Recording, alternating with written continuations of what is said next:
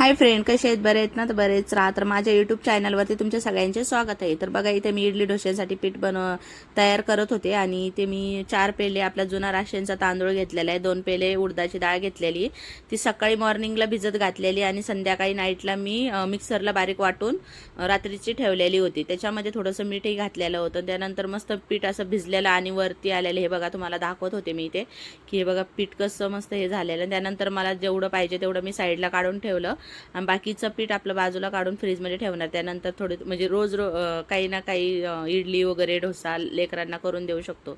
हे डोसा वगैरे सगळ्यांना खायला आवडतं, लहान लेकरं तर खूप आवडीने खातात. हे बघा, मी पहिलाच डोसा बनवत होते इथे आणि पीठ मस्त भिजवले गेलं होतं, तर जाळीदार डोसा झालेला होता. आणि हे लेकरांना शॉर्ट लंचला वगैरे आपण टिफिनला वगैरे पण देऊ शकतो आणि गरम गरम त्यांना आवडता उत्तप्पा, डोसा, इडली.